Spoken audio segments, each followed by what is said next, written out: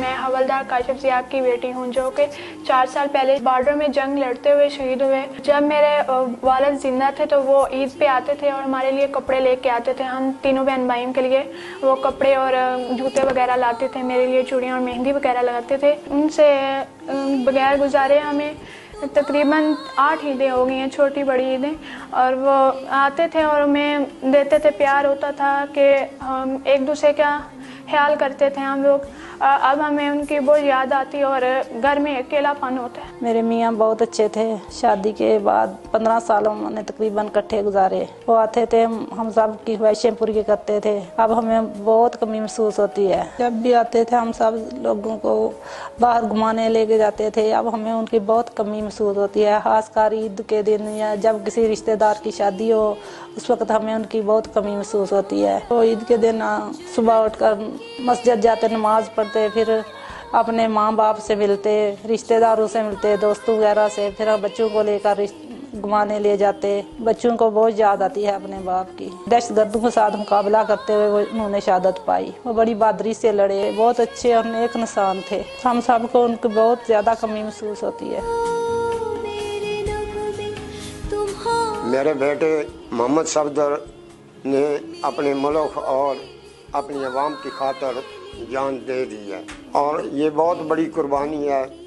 शहीद का बहुत रुतबा है, माँ बाप को सदमा ज़रूर है, लेकिन ये आप और हम सब इन शहीदों की वजह से आज़ाद फिर रहे हैं अपने मुल्क में। ईद के मौके पर अभी आया है, घर वालों के साथ बहुत अच्छे तल्लुकात थे उनके। माँ बाप को बहुत मतलब कि एक दूसरे से प्यार करते थे। ईद जो है हर एक के साथ खुशियाँ मिले, रिश्तेदार, चाचे, ताए और दोस्त भाई जो है उनके साथ भी गुजारा है और ससुराल वाले के पास भी गया है। लेकिन आखिरी बार जब मेरा बेटा ससुराल वाले घर से निकला है, 3 बार वो बाहर निकला है और 3 बार उसने जाकर बेटी को बोसा दिया है। अपनी 2 साल की बेटी है तो ससुर जो है वो बोलता है, सफदर क्या बात है, मामू बाहर निकलता हूँ तो फिर बेटी मुझे याद आती है, मैं उसको बोसा देने के लिए आ जाता हूँ। ये बहुत दर्दनाक कहानी है। मेरे बेटे को अल्लाह पाक जन्नत में आला मकाम दे।